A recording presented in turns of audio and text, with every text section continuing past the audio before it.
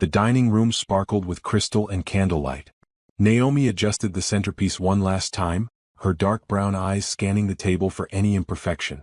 Everything had to be perfect tonight. The Riverside Development Group didn't hand out million-dollar contracts to just anyone, and her architecture firm had been working toward this moment for 3 years. Her phone buzzed on the kitchen counter. She glanced at it while checking the roast in the oven. A text from Derek, her husband of 8 years. He was supposed to be in Chicago for a conference, not due back until Sunday. Don't call me. 3 words. No context. No explanation. Naomi stared at the screen, her heart doing an odd little skip. They'd spoken that morning. He'd been rushed, distracted, but that wasn't unusual when he traveled for work. Derek was a corporate attorney at one of the city's most prestigious firms, always juggling calls and meetings. But this text felt wrong. The doorbell rang. Her guests were arriving. Naomi smoothed down her burgundy dress and slipped her phone into her pocket. Whatever this was, it would have to wait. Naomi. Everything looked stunning, Margaret Riverside said as she stepped inside, her husband Thomas close behind. 3 other executives followed, all smiles and compliments. Naomi played the perfect hostess.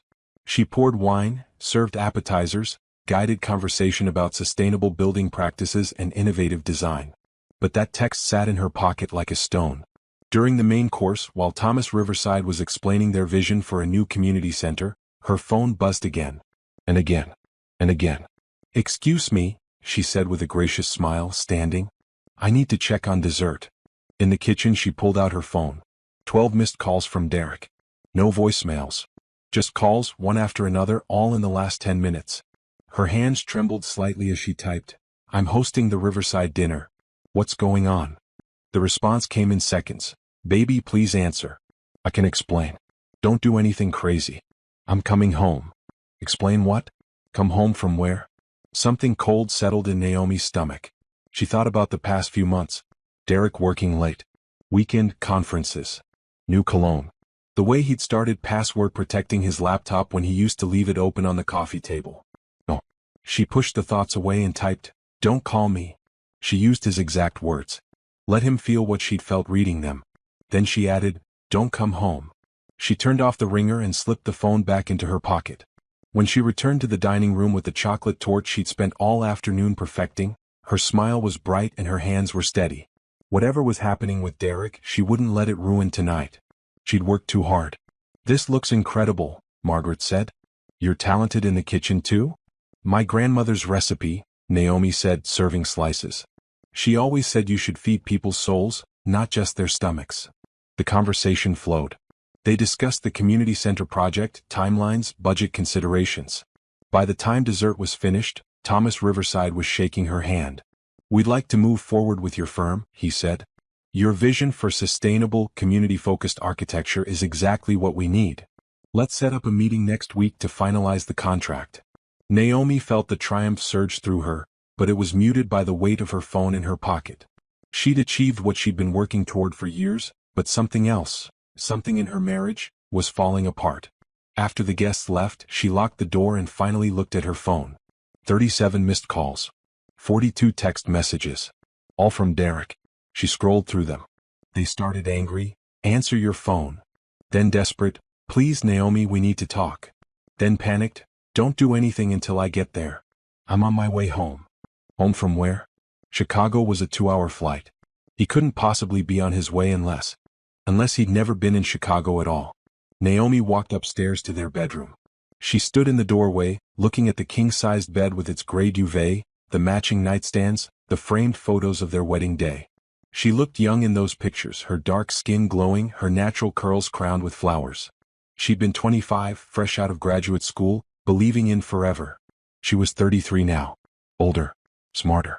And she was done being naive. She went into Derek's home office, the room he kept locked when he wasn't in it. But Naomi had paid for this house. She had keys to every door. Inside she began to search. It didn't take long to find the second phone. It was in his desk drawer, tucked inside an old laptop case. A cheap prepaid phone, the kind people bought when they didn't want something traced back to them. Naomi powered it on. No password. Derek must have thought she'd never find it. The messages loaded. Hundreds of them going back 6 months. All to one contact. B. Can't wait to see you this weekend. Told her I'm in Chicago. She has no idea. You're all I think about. Once I make partner, we can finally be together. Just need to time it right. Naomi's hands shook as she scrolled. Photos. Explicit messages. Hotel receipts. Reservations at restaurants Naomi had suggested they try together, but Derek had always been too busy. Then she found the worst ones. Messages about money. About joint accounts. About securing the assets before he filed for divorce. I'm moving money into the offshore account. She'll never see it coming. Once I have the promotion, I'll tell her. She'll get whatever the court orders, but the rest will be ours. She's so focused on her little architecture projects, she doesn't pay attention to finances. Makes this so much easier. Naomi set the phone down carefully on the desk. She felt like she was made of glass. One wrong move and she'd shatter into 1,000 pieces. But she didn't shatter. Instead, she picked up her own phone and made 3 calls. The first was to a locksmith. Emergency service, she needed the locks changed immediately. The second was to her bank.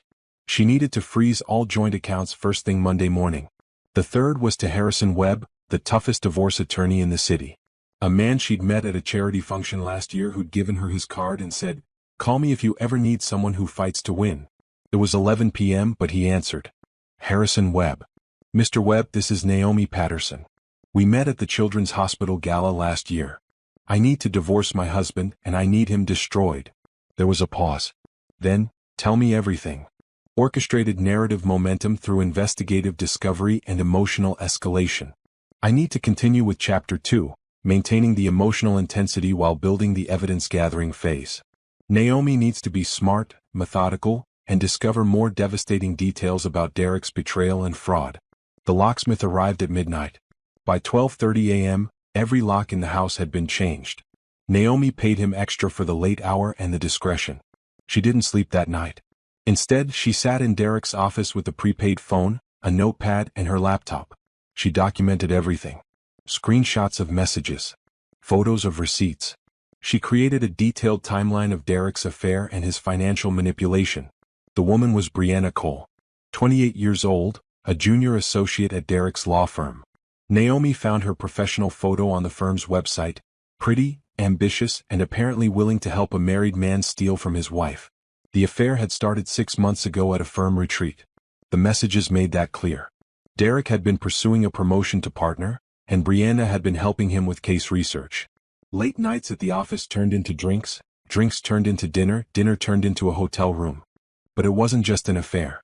Naomi pulled up their joint bank account records on her laptop.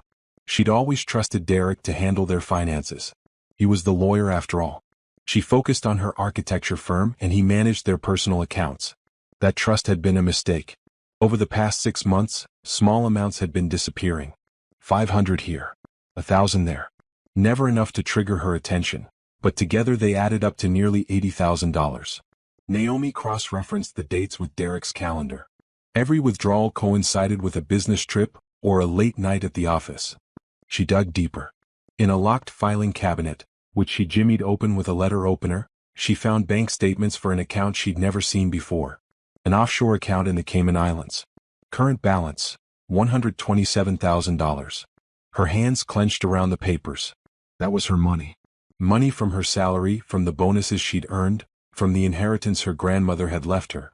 Money that was supposed to be building their future. Derek had been stealing from her to build a future with someone else. At 3 a.m. her phone rang. Derek again. She let it go to voicemail. "Naomi, please.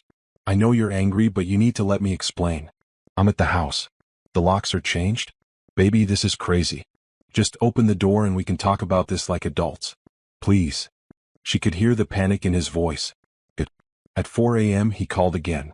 "I'm not leaving until you talk to me. I'm sleeping in my car in the driveway. Naomi, please. I love you. This is all a misunderstanding. A misunderstanding." That's what he was calling 6 months of lies, infidelity, and theft.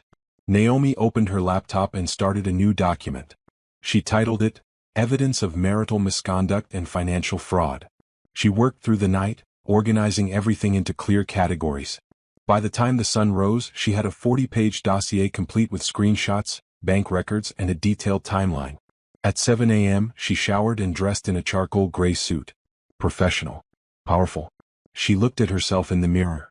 Her eyes were tired, but her jaw was set. Derek was still in his car when she left through the garage. She didn't even glance in his direction. Her first stop was the bank.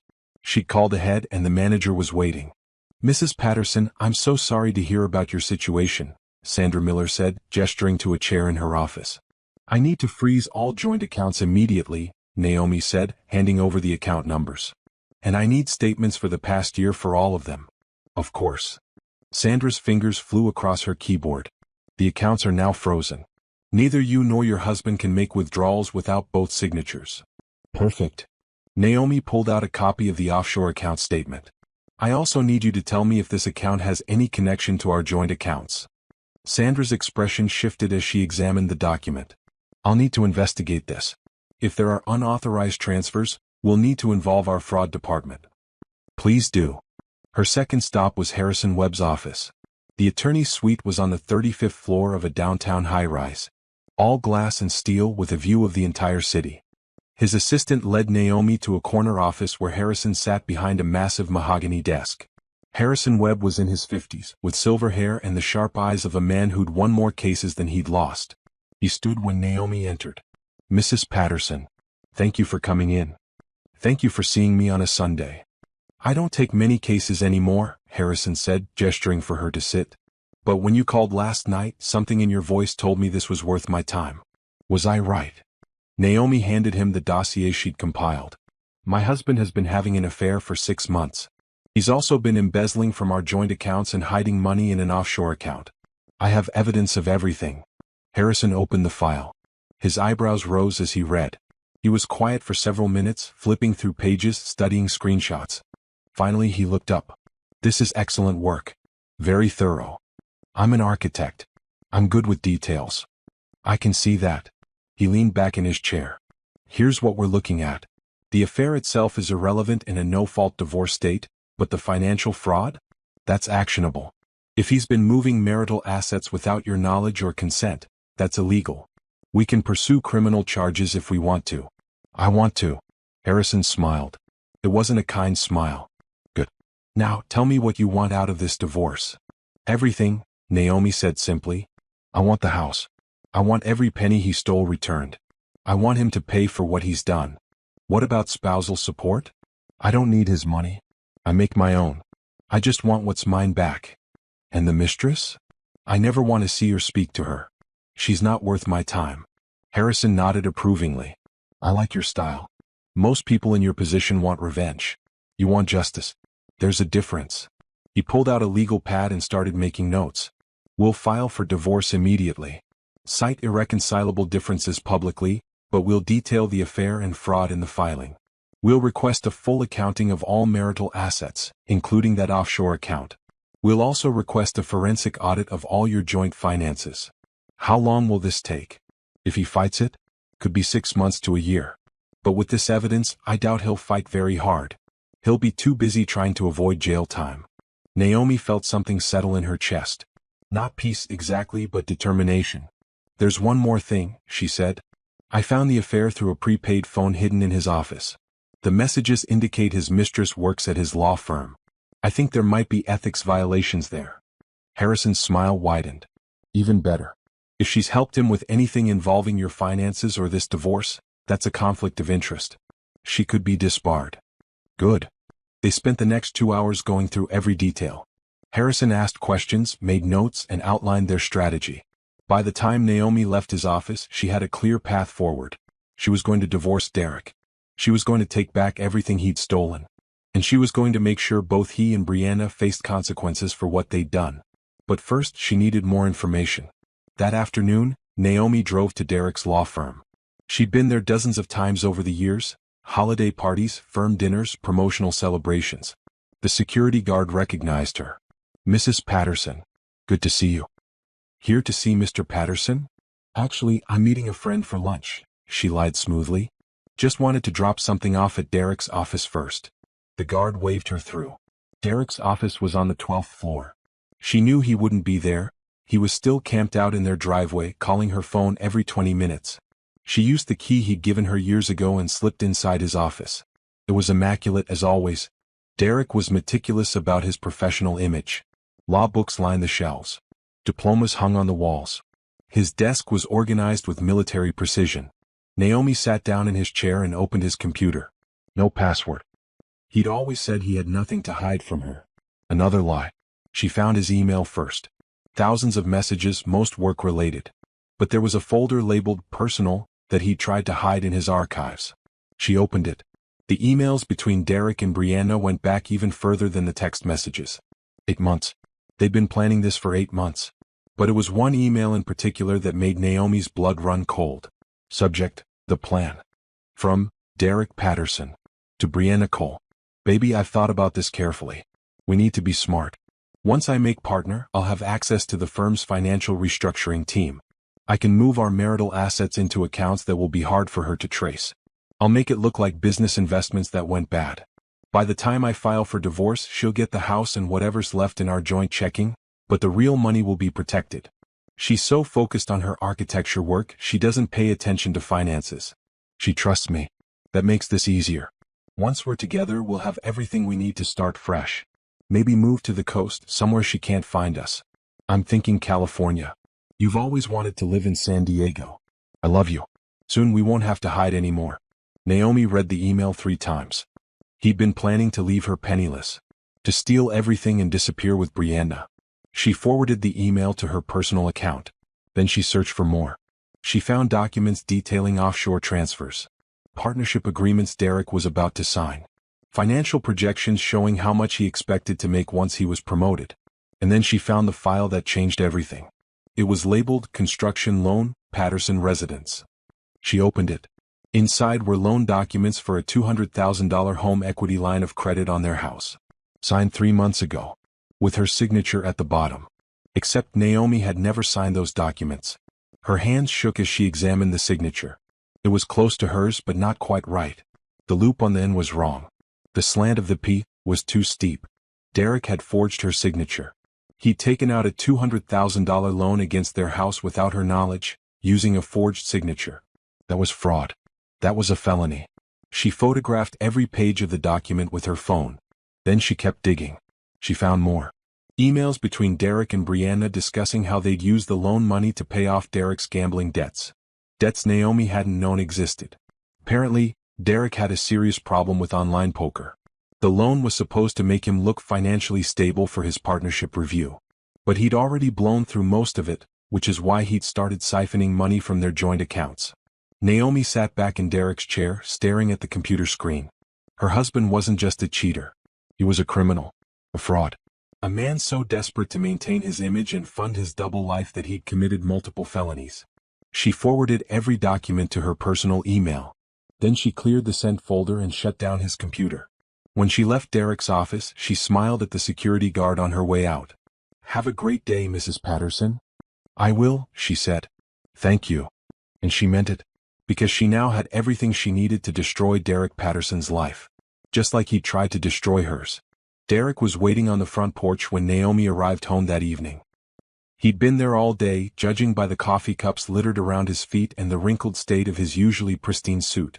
He jumped up when her car pulled into the driveway. "Naomi, finally. We need to talk." She got out of her car, her expression neutral. She didn't rush. She took her time gathering her purse and the takeout bag from her favorite Thai restaurant. "Naomi, please.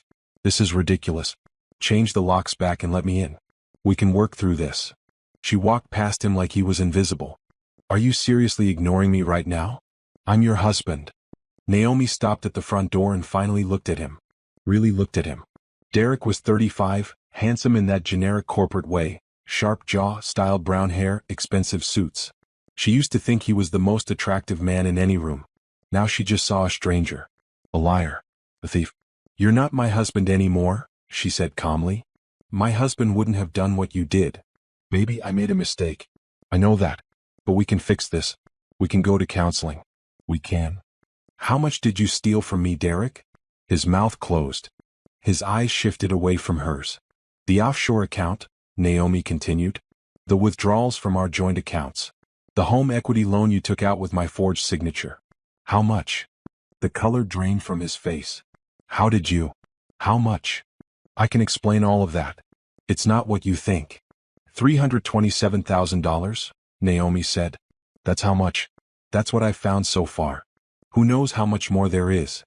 Derek's hands were shaking. You went through my files? My email?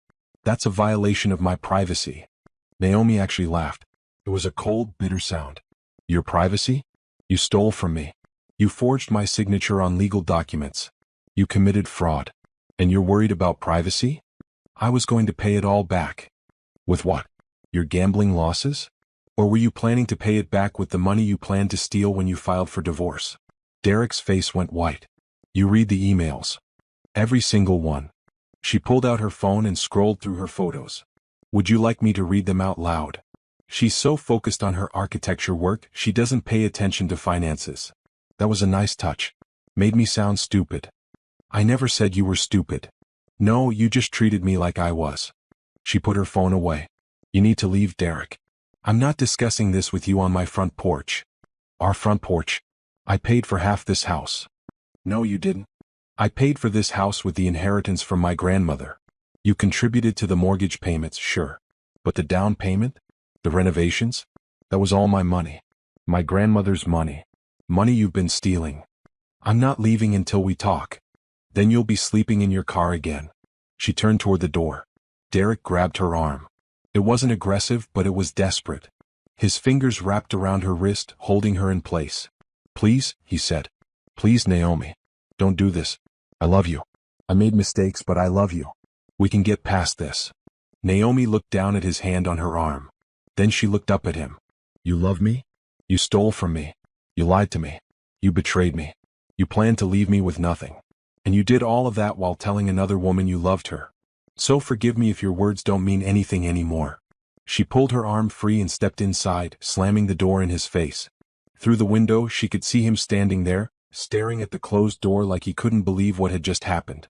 Then he started pounding. Naomi, open this door. We need to talk. You can't just shut me out like this. She walked to the kitchen and poured herself a glass of wine. The pounding continued. Her phone rang. Derek. She declined the call. It rang again immediately. She declined it again. The pounding got louder. I'm not leaving until you talk to me. Naomi pulled up the security camera app on her phone. She'd had a new system installed that morning while Derek was at work, high-definition cameras covering every angle of the property. She could see him clearly on the front porch, his face red with frustration, his fist hammering against her door. She recorded a video clip and sent it to Harrison Webb with a message, harassment. Day 1. His response came immediately, perfect. Keep documenting everything. Derek kept pounding for another hour. Then he sat down on the porch steps, his head in his hands. She watched him on the security camera. He looked defeated. Lost. She felt nothing. That scared her a little, how quickly her love had turned to ice. But then she reminded herself of the emails. The plans. The woman he'd been sleeping with while telling Naomi he was working late. The stolen money. No, she didn't feel nothing. She felt clear. Focused. Like someone had lifted a fog she hadn't even known was there. At 10 p.m. Derek finally left. She watched his car pull out of the driveway on the security camera. 30 seconds later, her phone rang. His mother. Naomi almost didn't answer. But Derek's mother, Patricia, had always been kind to her. They'd had a good relationship over the years. Hello, Patricia. Naomi, honey. Derek just called me. He's very upset. He says you've locked him out of the house. Naomi chose her words carefully. Derek and I are having serious problems. I need some space to think. He says it's a misunderstanding. That you're overreacting. Did he tell you about the affair? Silence. Patricia? Did he tell you he's been cheating on me for 6 months? He mentioned there was another woman. But he said it was a mistake. That it's over. It is over. Our marriage is over. Naomi, please. Don't make any hasty decisions. Marriage is hard work. Sometimes people make mistakes. With counseling. He stole from me, Patricia. Another silence. Longer this time. What? He's been embezzling money from our joint accounts. He forged my signature on loan documents. He committed fraud. I have evidence of all of it. That can't be true. Derek would never. I have the bank records. I have the emails where he planned it with his mistress. I have everything. She heard Patricia's sharp intake of breath. Oh my God. I'm filing for divorce. If Derek tries to contact me again, I'll file a restraining order. I wanted you to hear that from me, not from him. Naomi, I don't know what to say. You don't have to say anything. This isn't your fault. But I need you to know that I'm not being unreasonable. I'm protecting myself from someone who tried to destroy me. I understand, Patricia said quietly. I'm so sorry, honey. I raised him better than this. I know you did. After they hung up, Naomi felt a small measure of satisfaction. Derek would have a harder time playing the victim if his own mother knew the truth. She spent the rest of the evening going through the house, room by room, boxing up Derek's belongings. Clothes, toiletries, personal items. She was methodical about it, labeling each box clearly. By midnight, she had 15 boxes stacked in the garage, ready for a storage unit. She took a photo of them and sent it to Derek with a message, "Your belongings will be in a storage unit. I'll send you the address and access code once it's arranged. Do not come back to this house." His response came within seconds, "You can't do this." She typed back, "Watch me." Then she blocked his number. She'd talk to him through lawyers from now on. That's what they were for. Naomi went upstairs to her bedroom, not their bedroom, her bedroom now, and lay down. She stared at the ceiling for a long time. Tomorrow Harrison would file the divorce papers. Tomorrow, Derek's perfect life would start crumbling. Tomorrow she would start rebuilding hers. But tonight she just needed to breathe. Monday morning, Naomi woke up at 6 a.m. and went for a run. She needed to clear her head to feel strong and in control. The neighborhood was quiet at this hour. The sun was just starting to rise, painting the sky in shades of pink and blue. Her breath came out in small clouds in the cool air. She ran 5 miles, pushing herself harder than usual. When she got home she felt better. Clear. After a shower, she dressed in a navy blue suit and drove to Harrison's office for their 9 a.m. meeting. He was waiting with coffee and a thick stack of documents. "Good morning," he said. "Sleep well." "Not really. But I'm functional. That's all we need." He gestured to the documents. "I've drafted the divorce petition. Take a look and tell me if I missed anything." Naomi read through the filing. Harrison had detailed everything: the affair, the financial fraud, the forged signatures. He'd requested a full accounting of all marital assets, temporary exclusive use of the marital home, and immediate freezing of all joint accounts. "This is perfect," she said. "I'm also recommending we file a police report for the forged signature on the home equity loan. That's a felony. The more pressure we put on him, the faster he'll settle." "Do it." Harrison nodded approvingly. "I'll file this morning. Derek will be served at his office this afternoon. Are you prepared for the fallout?" "What kind of fallout?" "He's going to panic. He might try to contact you directly, show up at your house or your office. He might turn hostile. Some men do when they realize they're losing control. I have a restraining order ready if I need it." "Good." Harrison leaned back in his chair. "Now let's talk strategy. Derek's going to hire his own attorney. They're going to try to paint you as vindictive, emotional, unstable. They'll claim you're exaggerating the affair, that the financial issues are just misunderstandings. How do we counter that? With facts. With documentation. We don't get emotional, we don't get personal. We present evidence and let the judge draw conclusions. You're a successful businesswoman, a homeowner, financially savvy. You're not some scorned wife having a breakdown. You're a woman protecting her assets from a criminal." Naomi nodded. "What about Brianna? The mistress? She's a complication but not our main focus. However," Harrison pulled out another document. "I did some research on her. She's a third-year associate at Derek's firm, specializing in family law." "Family law? You mean divorce law?" "Exactly. Which means she's been helping Derek plan his divorce while sleeping with him. That's a massive conflict of interest.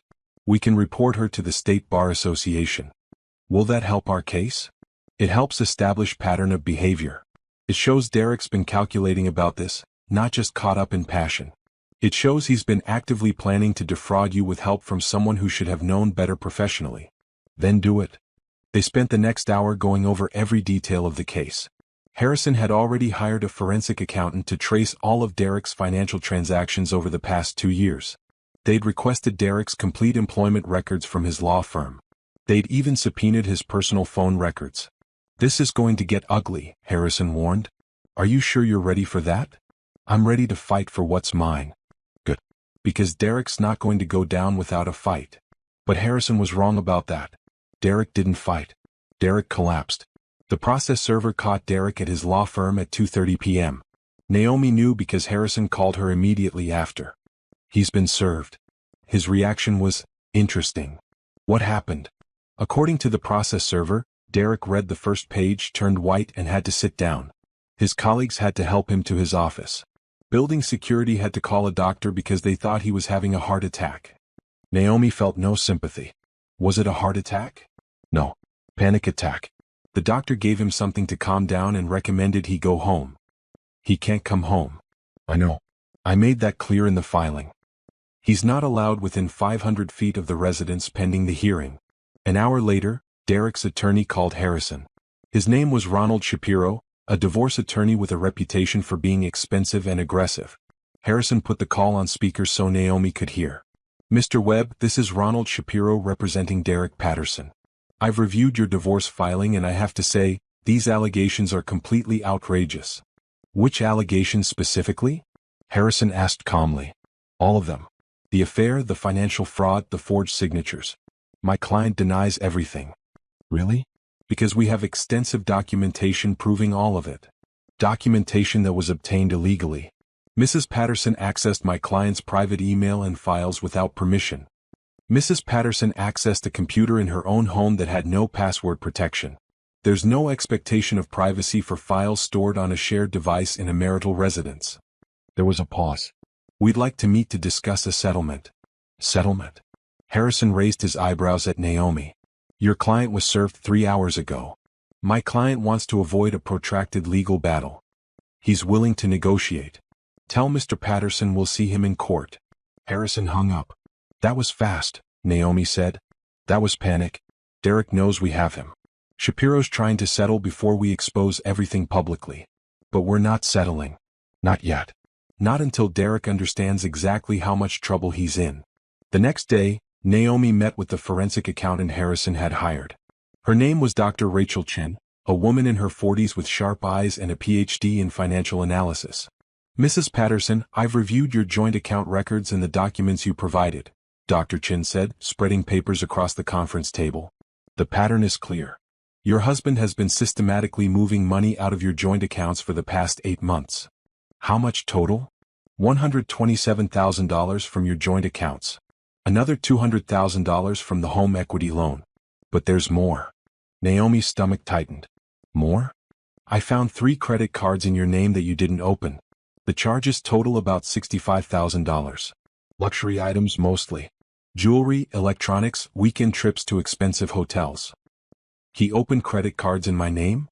Using your social security number and forging your signature on the applications. That's identity theft. Another felony. Naomi closed her eyes. Jesus. There's one more thing. Dr. Chin pulled out another document. Your husband has been making monthly payments to an LLC called Sunset Ventures. Transfers of $5,000 a month for the past 6 months. Do you know what that is? No. It's a shell company.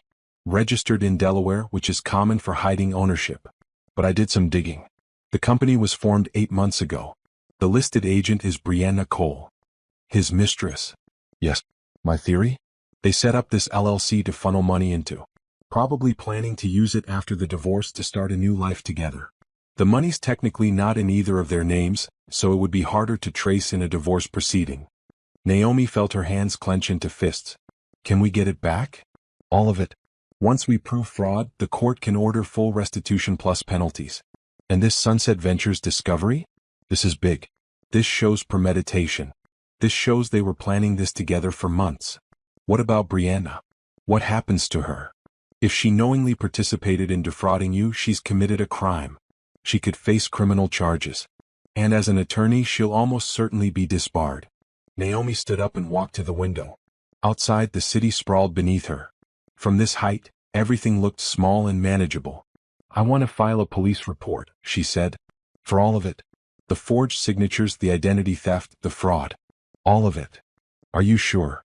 Harrison asked. Once we involve the police, there's no going back. Derek could go to prison. He tried to destroy me. He deserves to face consequences. All right. I'll set up a meeting with a detective I know who specializes in financial crimes. The meeting with the detective happened the next day. Detective Maria Torres was a no-nonsense woman in her 50s who'd been investigating white-collar crime for 20 years. Naomi laid out everything. The timeline, the documents, the evidence. Detective Torres took notes, asked questions, and examined every piece of evidence with careful attention. "This is one of the most well-documented cases I've seen from a civilian," she said finally. "Most people come to me with suspicions. You've come with proof. I'm an architect. I'm used to documentation. It shows. Okay, here's what's going to happen. I'm going to open an investigation into Derek Patterson for fraud, forgery, and identity theft. I'll also investigate Brianna Cole for conspiracy to commit fraud. This will take time, probably several months. But with this evidence, I'm confident we can build a case. What about the divorce? That's separate. But the criminal investigation will definitely impact the divorce proceedings. Most judges don't look kindly on defendants facing felony charges." After the meeting, Naomi felt something she hadn't felt in days. Hope. Not hope that her marriage would be saved, that was dead and buried. Hope that justice would be served. Hope that she would come out of this stronger than before. That evening, she sat in her home office and opened her laptop. She had work to do. Real work, not just revenge. The Riverside development contract was waiting for her signature. $1 million project. The biggest of her career. She signed it electronically and sent it back. Then she started sketching ideas for the community center. Clean lines, sustainable materials, spaces that brought people together. Architecture had always been her sanctuary. Creating something beautiful from nothing. Taking an empty lot and transforming it into something meaningful. She'd done that with her business. Now she'd do it with her life. Derek had tried to tear her down, but he'd failed. And she was going to make sure he knew it. The next week moved fast. Detective Torres formally opened her investigation. She subpoenaed Derek's bank records, employment files, and phone records. She brought Brianna Cole in for questioning. Harrison filed additional motions in the divorce case, including a request for Derek to pay Naomi's legal fees since he'd depleted their marital assets. And Naomi focused on her work. The Riverside development project consumed her days. She met with engineers, reviewed site plans, and coordinated with contractors. It was exactly what she needed, something productive to channel her energy into. But in the quiet moments, she kept digging into Derek's life. She couldn't help herself. One evening, she was going through old files in Derek's office when she found something that made her blood run cold. It was a folder labeled Patterson Construction Fraud. Inside were documents related to a construction project her firm had worked on 2 years ago. A small commercial building downtown. Nothing major, just a $500,000 job. But these documents showed something strange. There were invoices for materials that Naomi knew hadn't been used. Change orders for work that hadn't been done. Bills for subcontractors she'd never hired. Someone had been inflating the costs and pocketing the difference. And all the documents had Naomi's forged signature. Her hands shook as she read through everything. This wasn't just about their marriage. This wasn't just about stolen money. Derek had been setting her up. He'd created a paper trail that made it look like Naomi had been committing construction fraud. Billing clients for work that wasn't done. Embezzling money through her own business. If this ever came to light, she could lose her architecture license. She could face criminal charges. Her business would be destroyed. And that's exactly what Derek wanted. She found an email buried in his archives sent to Brianna 6 months ago. Subject: Insurance policy. B. I've been working on our backup plan. If Naomi ever figures out what we're doing, I have evidence that will make her the criminal instead of me. I've been creating a trail of construction fraud in her name for the past 2 years. Forged invoices, fake change orders, inflated billings, all with her signature. If she tries to expose me, I'll expose her first. She'll be too busy defending herself to come after us. By the time it all shakes out, we'll be long gone. It's perfect insurance. She'll never see it coming. Love you. See you tonight. D. Naomi sat back in Derek's chair, staring at the computer screen. He'd been planning this for years. Every move calculated. Every document forged. Every step designed to protect himself and destroy her if necessary. She picked up her phone and called Harrison. We have a problem. An hour later, Harrison was at her house, reading through the construction fraud documents with a grim expression. This is bad, he said finally. How bad? If anyone investigated these invoices and found your signature on them, you could be charged with fraud. You could lose your license. Your business would be destroyed. But I didn't do any of this. He forged my signature. I know.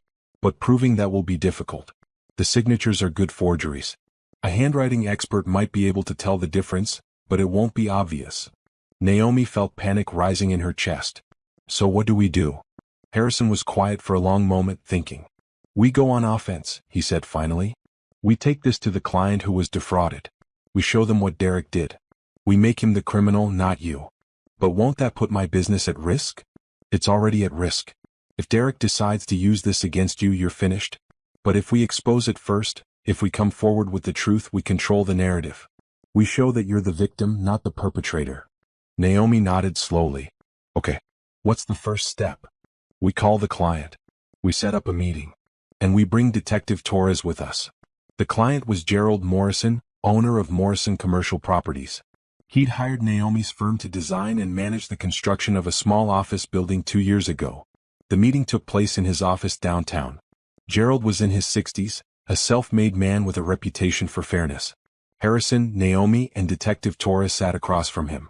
Mr. Morrison, thank you for meeting with us, Harrison began.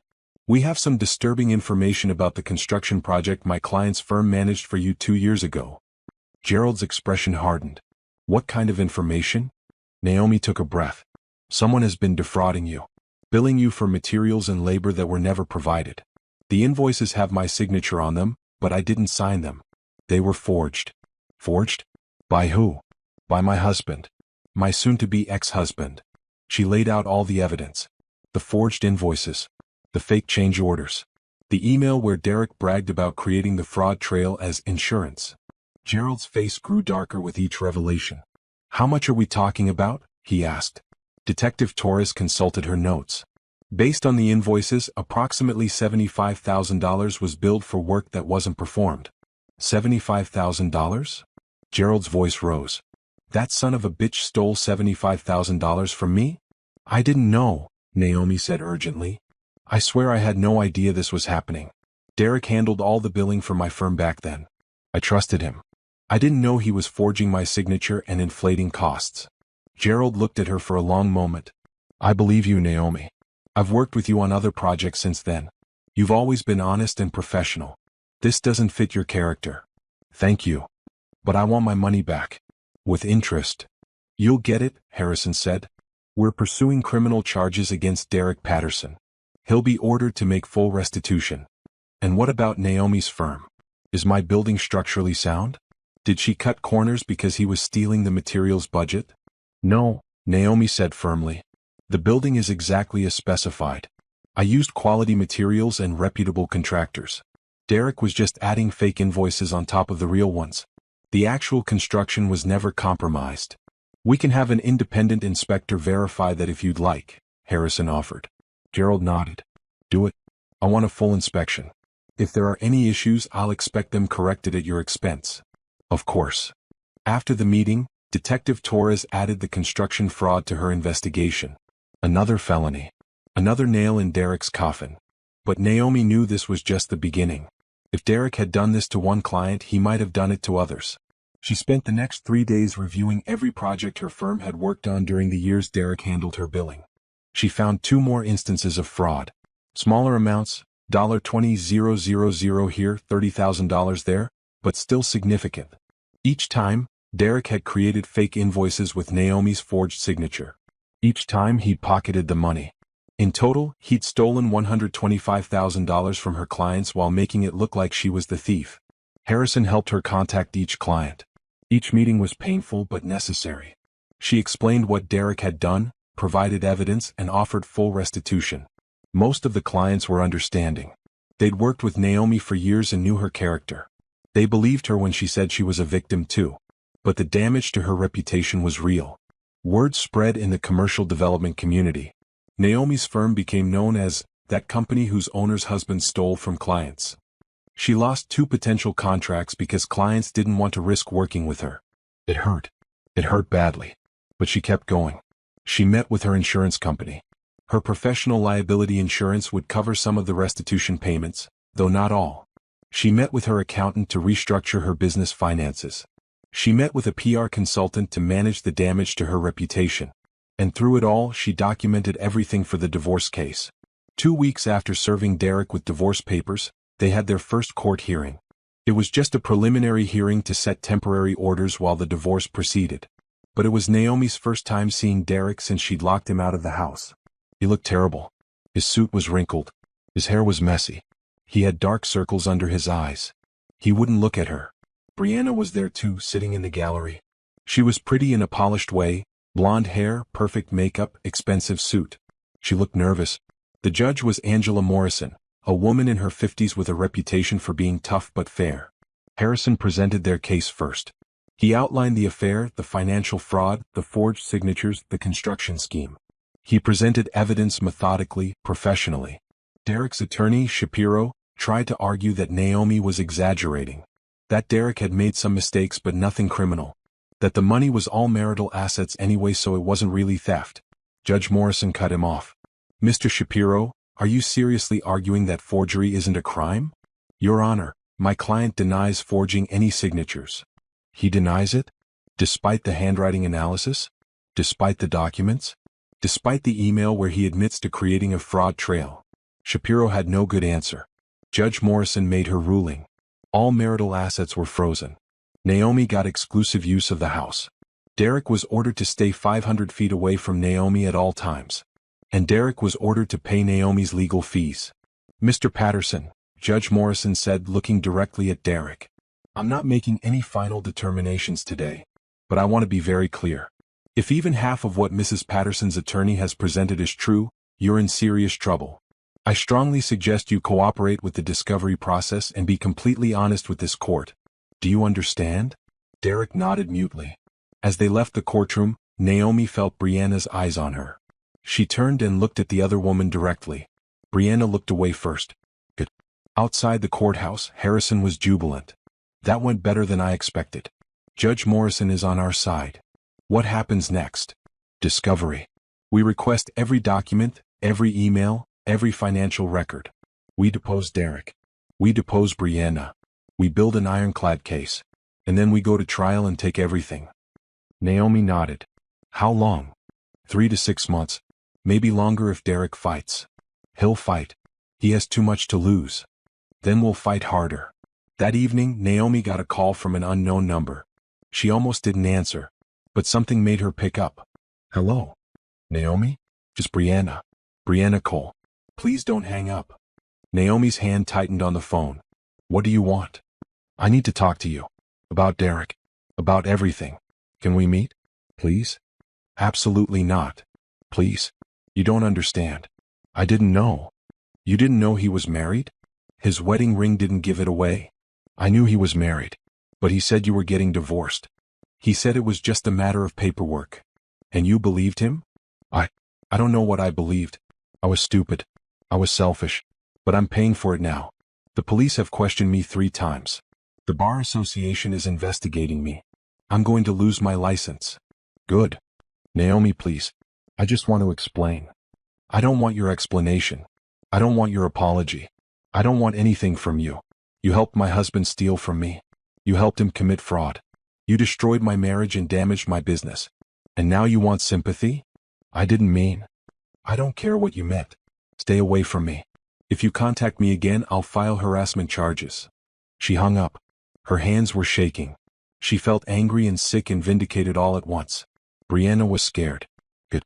Derek was scared. Good. They should be scared. Because Naomi wasn't done yet. The deposition was scheduled for a Tuesday morning at Harrison's office. Derek would be questioned under oath about the affair, the money, the fraud, everything. Naomi didn't have to be there, but Harrison thought it would be useful. Sometimes seeing the betrayed spouse in the room makes people more truthful, he said. Guilt can be a powerful motivator. So Naomi sat in the conference room, silent and composed, while Derek was questioned for 6 hours straight. Derek's attorney, Shapiro, sat beside him, occasionally objecting to questions. But there wasn't much he could do.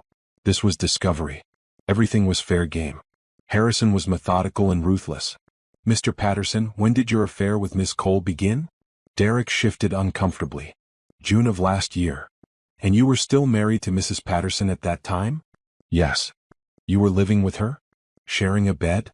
Yes. Did you tell Mrs. Patterson about the affair? No. Why not? I didn't want to hurt her. You didn't want to hurt her, so you lied to her instead? Objection, Shapiro said. Argumentative. I'll rephrase, Harrison said smoothly. Mr. Patterson, how many times did you lie to your wife about your whereabouts while you were with Miss Cole? I don't know exactly. More than 10 times? Probably. More than 50? Derek looked at his hands. Probably. Naomi kept her face neutral, but inside she felt something hard and cold settle in her chest. Harrison continued. Let's talk about money. You had access to several joint accounts with Mrs. Patterson, correct? Yes. And you withdrew money from these accounts without her knowledge? Yes, but it was our money. Joint assets. Did you tell her about the withdrawals? No, but. Did you tell her about the offshore account in the Cayman Islands? Derek's face paled. No. Did you tell her about the home equity loan you took out against her house? Our house. Her house, Mr. Patterson. The down payment came from Mrs. Patterson's inheritance. The house is in her name. So when you took out a $200,000 loan against that house, did you tell her? No. Did you forge her signature on the loan documents? Shapiro put his hand on Derek's arm, but Derek shook it off. Yes, he said quietly. I forged her signature. Why? I needed the money. For what?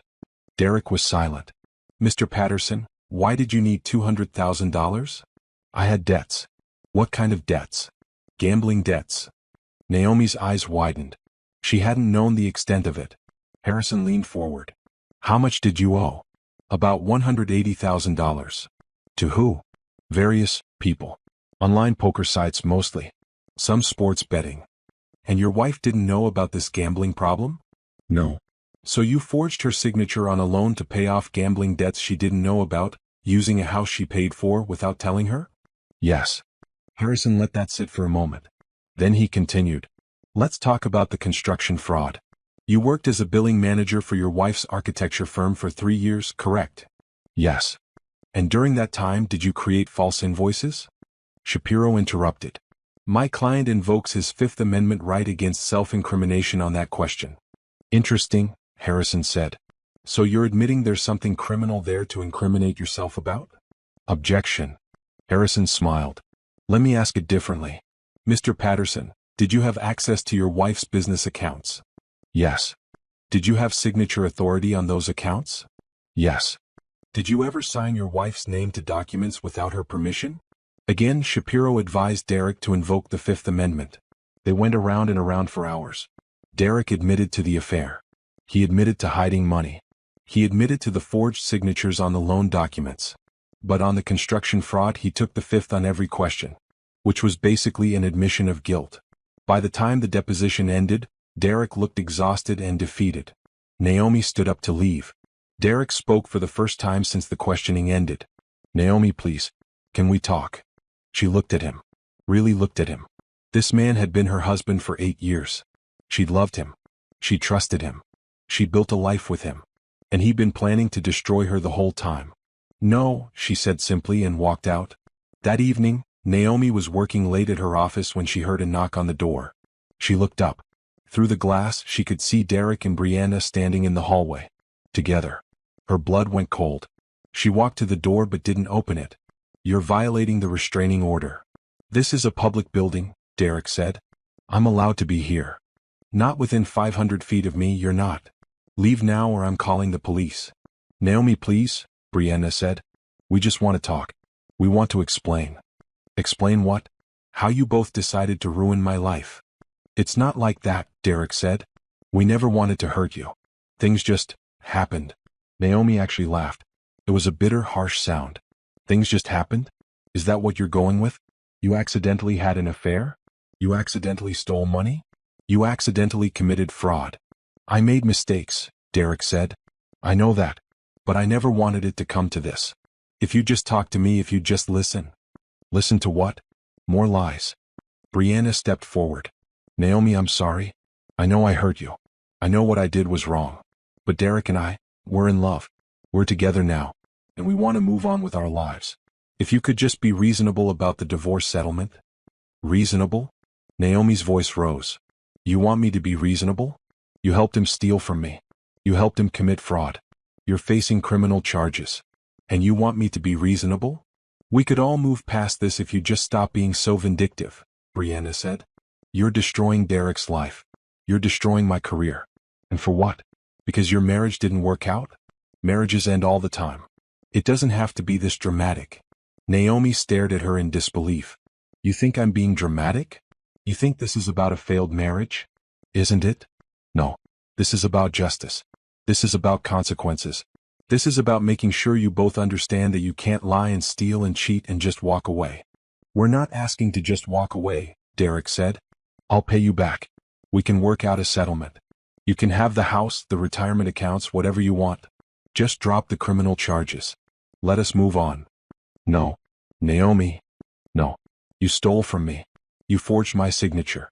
You committed fraud against my clients and tried to frame me for it. You planned to leave me broke and destroyed while you ran off with her.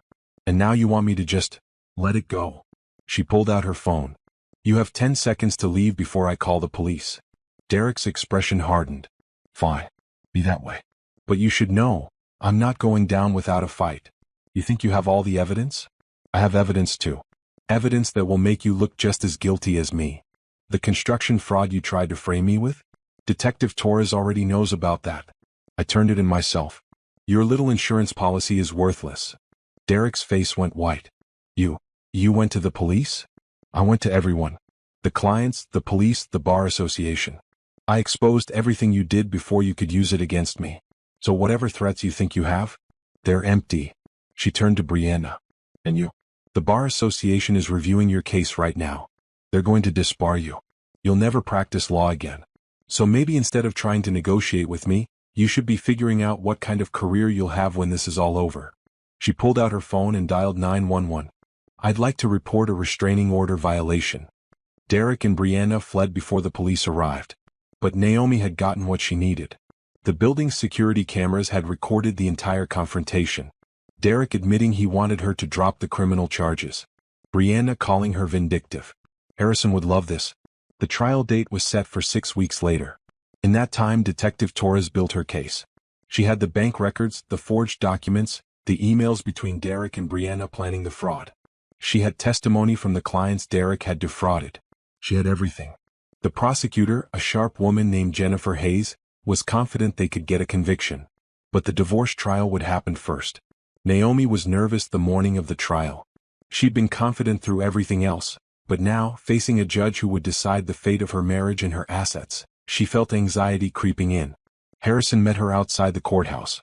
You ready? As ready as I'll ever be. Remember, stay calm. Don't let Shapiro provoke you. Answer questions honestly and directly. You're the victim here. Let the evidence speak for itself. They walked into the courtroom together. Derek was already there with Shapiro. He looked better than he had at the deposition. He'd gotten a haircut, bought a new suit, cleaned himself up, trying to look respectable. Brianna wasn't in the courtroom this time. She'd been subpoenaed as a witness. Judge Morrison entered and everyone stood. Please be seated. We're here today for the divorce trial of Patterson versus Patterson. Mr. Webb, you may begin. Harrison stood. Your Honor, this is a straightforward case. Mrs. Patterson seeks a divorce from Mr. Patterson due to his adultery, fraud, and criminal conduct. We have extensive evidence documenting Mr. Patterson's affair with Ms. Brianna Cole, his embezzlement of marital funds, his forgery of Mrs. Patterson's signature on multiple documents, and his systematic attempt to defraud his wife and her business clients. He spent the next hour laying out the evidence. Bank records, emails, text messages, forged loan documents, testimony from the forensic accountant. Everything. Derek sat quietly, his face getting paler with each revelation. Then it was Shapiro's turn. Your Honor, my client admits he made mistakes. The affair was wrong. Some of the financial decisions were questionable. But Mrs. Patterson is trying to paint my client as a criminal mastermind when really he's just a man who made poor choices during a difficult period in his marriage. A difficult period? Harrison interjected. He was sleeping with another woman and stealing money. That's not a difficult period. That's criminal conduct. Judge Morrison held up her hand. Mr. Webb, you'll have time for rebuttal. Mr. Shapiro, continue. Shapiro argued that the marital assets should be split 50-50. That Derek deserved his share of the house equity and retirement accounts. That Naomi was being vindictive by pursuing criminal charges. Then he called Derek to the stand. Derek took the oath and sat down. Shapiro asked him softball questions. About his career, his marriage, his mistakes. Derek gave apologetic answers, talking about how much he'd loved Naomi, how the affair was a mistake, how he wanted to make things right. It was a performance. And not a very good one. Then Harrison stood up for cross-examination. Mr. Patterson, you testified that you love your wife. Is that correct? Yes. I do love her.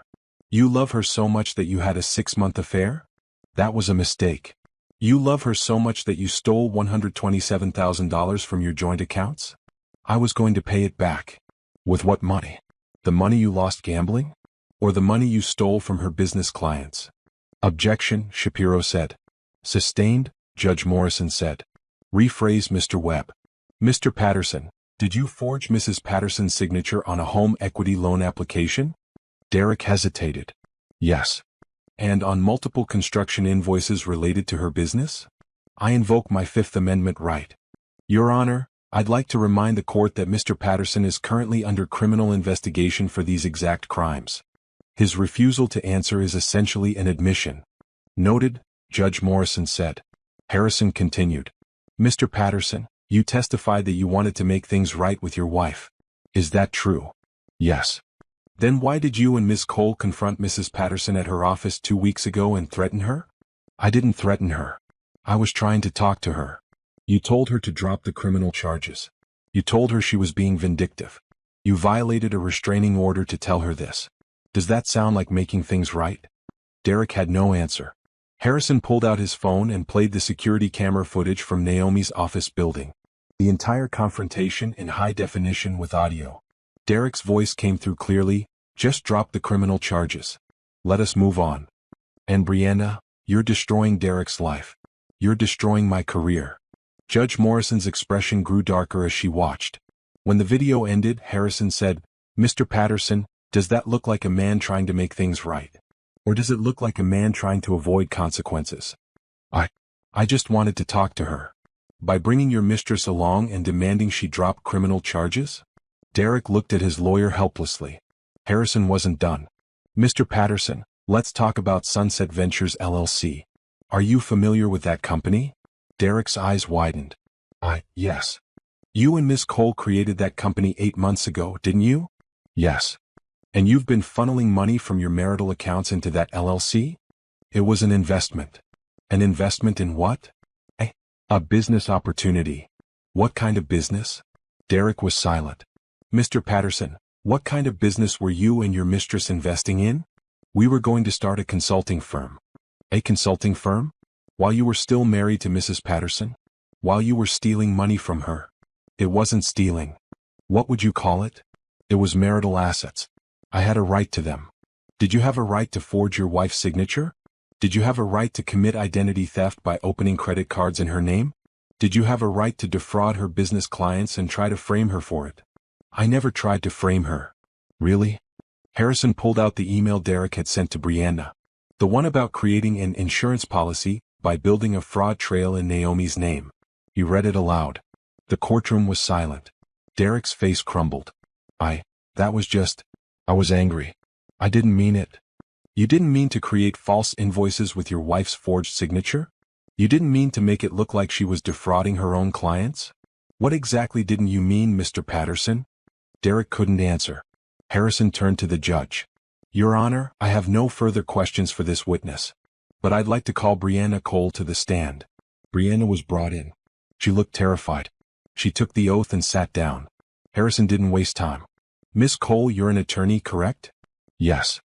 You specialize in family law? Yes.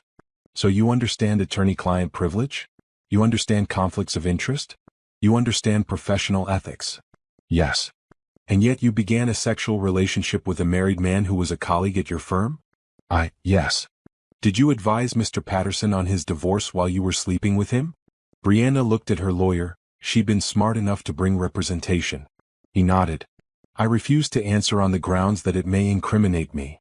Your Honor, Harrison said, Ms. Cole is currently under investigation by the State Bar Association for ethics violations. Her refusal to answer speaks volumes. He presented emails between Derek and Brianna where they discussed divorce strategy, asset protection, and how to hide money from Naomi. Every email was another nail in the coffin.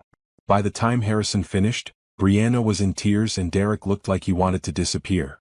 Shapiro tried to salvage things in his closing argument. He talked about how Derek was a good man who'd made mistakes, how Naomi was being unreasonable, how the court should split assets fairly. But Judge Morrison wasn't buying it. "I've seen a lot of divorces in my career," she said. "I've seen people fight over money, over property, over custody. But I've rarely seen conduct as egregious as what Mr. Patterson has demonstrated here." She looked directly at Derek. "You didn't just have an affair, Mr. Patterson. You systematically defrauded your wife. You forged her signature. You stole her money. You tried to frame her for crimes you committed. And then, when she tried to protect herself, you harassed her and tried to manipulate her into dropping legitimate criminal charges." "Your Honor," Shapiro started. "I'm not finished. This court has reviewed all the evidence. The affair, the forged signatures, the hidden accounts, the construction fraud, the identity theft. All of it. And I find that Mr. Patterson has committed fraud against Mrs. Patterson and against the court through his dishonest conduct." She read from her notes. "Therefore, I am granting Mrs. Patterson's petition for divorce. All marital property, including the house, retirement accounts, and joint savings, are awarded to Mrs. Patterson. Mr. Patterson is ordered to pay full restitution for all funds he embezzled, totaling $327,000, plus interest. Mr. Patterson is also ordered to pay Mrs. Patterson's legal fees, which currently total $45,000. Derek's face went white. "Furthermore, I am ordering Mr. Patterson to cooperate fully with the criminal investigation being conducted by the District Attorney's Office. Any attempt to flee the jurisdiction or hide assets will result in immediate arrest." She banged her gavel. "We're adjourned." Naomi sat very still. She'd won. Everything. Harrison squeezed her shoulder. "Congratulations. That was a complete victory." But Naomi didn't feel victorious. She felt tired. Relieved. Set. Her marriage was over. Her husband was a criminal. Her life had been turned upside down. But at least she'd gotten justice. As she left the courtroom, she saw Derek standing in the hallway with his head in his hands. Brianna was next to him, crying. Naomi walked past them without a word. She was done with them. Done with the anger. Done with the revenge. Now it was time to rebuild. 6 weeks after the divorce was finalized, Naomi sat in her new office and looked at the architectural plans spread across her desk. The Riverside Development Community Center was taking shape beautifully. Sustainable materials, open spaces, natural light. It was going to be her masterpiece. But it wasn't just the community center keeping her busy. After the trial, after the story of Derek's fraud became public, something unexpected happened. Businesses started reaching out to her. Not to drop her as a client. To hire her. They'd seen how she'd handled the betrayal. How she'd been methodical, professional, honest. How she'd come forward about the fraud instead of trying to hide it. They respected that. Within a month, Naomi had 3 new contracts. Within 2 months, she'd hired 2 additional architects to help with the workload. Her firm was growing faster than she'd ever imagined. She'd also rebranded. No longer Patterson Architecture. Now it was Mitchell Architecture, using her maiden name. A fresh start. The office reflected that fresh start too. She'd leased a new space in a renovated warehouse downtown. Open concept, lots of windows, modern and clean. It felt like freedom. There was a knock on her door. Naomi looked up to see her assistant, Grace, standing there. "You have a visitor," Grace said. "Julian Reeves from Reeves Construction?" Naomi's heart did a small skip. Julian Reeves had been the contractor on the Riverside project. He was 42, with kind eyes and a quiet confidence that Naomi found incredibly attractive. They'd worked together for weeks, meeting on-site, reviewing plans, solving problems. He was smart, funny, and respectful. He never mentioned her divorce, never asked intrusive questions. He just treated her like a professional equal. But lately there'd been something else. Lingering looks. Smiles that lasted a beat too long. "Send him in," Naomi said, smoothing down her blouse. Julian walked in carrying 2 coffee cups from the cafe down the street. "Thought you might need this," he said, handing her one. "You've been working late every night this week." "How did you know that?" "I've been working late too. I can see your office lights from the construction site." Naomi smiled. "Stalker." "Concerned colleague," he corrected with a grin. He sat down across from her desk. "How are you doing?" "Really? Honestly? Better than I expected. The business is thriving. The divorce is finalized. I'm starting to feel like myself again." "That's good to hear. You've been through hell." "Yeah. But I made it through." Julian was quiet for a moment. Then he said, "I know this might be terrible timing. And I understand if you're not ready. But I was wondering if you'd like to have dinner with me sometime. Not business. Just dinner." Naomi's breath caught. She'd been hoping he'd ask. But now that he had, she felt nervous. Julian, I just got divorced. I know. That's why I said I understand if you're not ready. It's not that I'm not ready. It's that I don't want to make another mistake. My judgment clearly hasn't been great when it comes to men. Julian smiled gently. Your ex-husband was a con artist. That's not a reflection of your judgment. That's a reflection of his character. Maybe. Look, Naomi, I'm not asking you to marry me. I'm not asking you to trust me with your heart or your bank account. I'm just asking if you'd like to have dinner with someone who thinks you're brilliant and beautiful and deserves to be treated with respect. Naomi felt her walls starting to crack. One dinner, she said. No pressure. No expectations. One dinner, Julian agreed. Saturday night? Saturday night. After he left, Naomi sat at her desk with a small smile. Maybe good things could happen after all. That weekend, Detective Torres called with an update. We've finalized the charges against Derek Patterson, she said. He's being charged with fraud, forgery, identity theft, and embezzlement. The DA thinks we have a solid case. What about Brianna? She's being charged as an accessory to fraud. She's also being investigated by the Bar Association. Based on the evidence, I'd say she's going to be disbarred. Good. There's one more thing. Derek tried to flee the country last week. He booked a flight to Mexico under a fake name. Airport security caught him. Naomi's eyes widened. He tried to run? Yep. Which makes him a flight risk. The judge revoked his bail. He's in jail now, awaiting trial. How long will the trial take? Could be 6 months. Could be a year. But with all the evidence we have, his attorney is probably going to recommend a plea deal. What kind of deal? 5 to 7 years in prison, full restitution, permanent loss of his law license. Will he take it? If he's smart, he will. If this goes to trial and he's convicted, he could get 15 years. After they hung up, Naomi sat with the news. Derek was in jail. His career was over. His relationship with Brianna was probably destroyed. He'd lost everything. And Naomi felt nothing. No satisfaction. No sadness. No anger. Just relief that it was over. Saturday night, Julian picked Naomi up at her house. He was wearing dark jeans and a button-down shirt, casual but put together. You look good.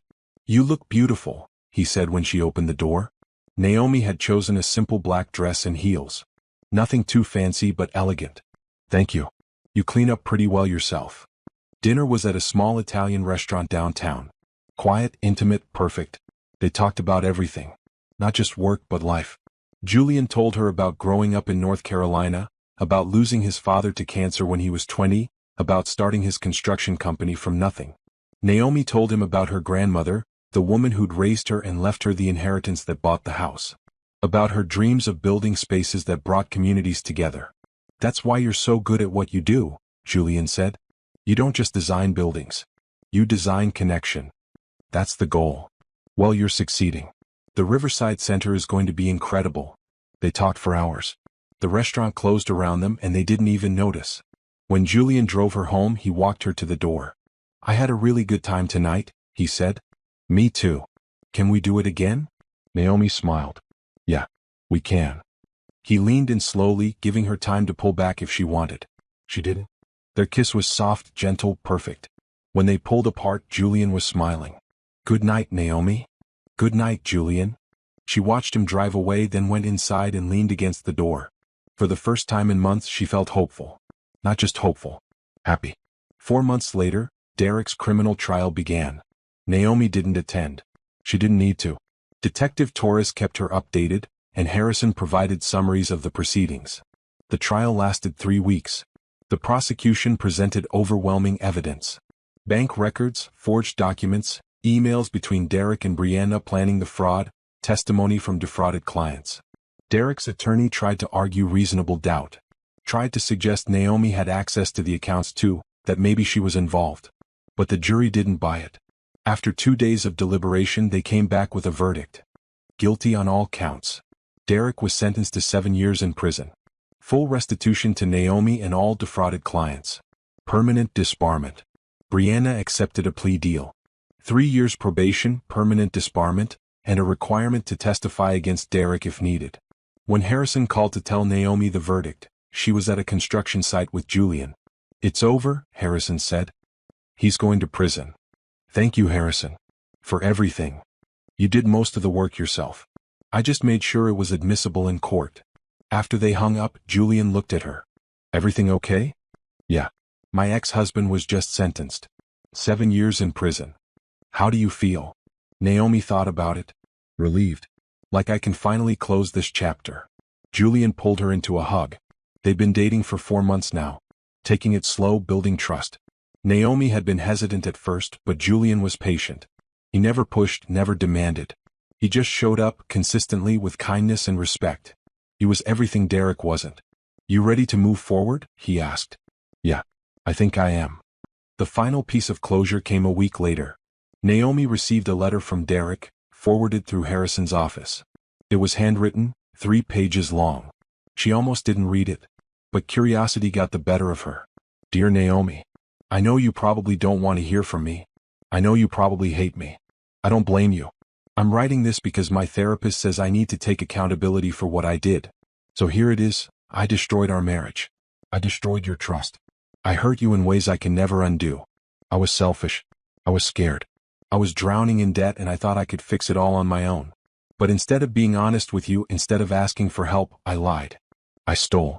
I betrayed you. The affair with Brianna started because I felt like a failure. My career was stalling. My gambling was out of control. She made me feel successful, important. It was an escape from reality. But that doesn't excuse it. Nothing excuses what I did. I know I can never make this right. I know you'll never forgive me. But I want you to know that I'm sorry. Truly, deeply sorry. You deserved better than what I gave you. You deserved honesty, respect, partnership. Instead, I gave you lies and betrayal. I hope you're doing well. I hope you've moved on and found happiness. You deserve it. I won't contact you again. This is goodbye. Derek. Naomi read the letter twice. Then she folded it carefully and put it in a drawer. It was the apology she'd needed. Not because it changed anything, but because it gave her closure. Derek had finally taken responsibility. And Naomi could finally let go. She didn't respond to the letter. There was nothing more to say. Instead, she went back to work. To building. To creating. To living. 2 years later. Naomi stood in the completed Riverside Community Center, looking up at the soaring ceiling. Natural light poured in through the floor-to-ceiling windows. The space was warm, welcoming, alive. Outside, families gathered in the courtyard. Children played. Community groups met. Exactly what she'd envisioned. It's perfect, Margaret Riverside said, walking up beside her. You brought our vision to life. It was a team effort. Maybe. But you were the architect. Literally and figuratively. Naomi smiled. Her business had grown beyond her wildest expectations. Mitchell Architecture now had 12 employees, 3 major projects underway, and a reputation for excellence and integrity. The construction fraud scandal from 2 years ago? Ancient history. People remembered how she'd handled it, with honesty and courage, not the crime itself. She'd won awards. Been featured in architecture magazines. Spoken at conferences about sustainable design and ethical business practices. But the best part wasn't the professional success. It was the personal happiness. Julian walked up carrying 2 cups of coffee. Thought you might need this, he said, handing her one. Was their thing. Coffee at construction sites. Coffee at the office. Coffee anywhere, really. They'd been together for 2 years now. Living together for 6 months. And last month Julian had proposed. Naomi had said yes. Not because she needed him. She'd learned she didn't need a man to be whole. But because she wanted him. Because he was her partner, her equal, her best friend. Because with him she could be herself, successful, independent, strong, and still be loved.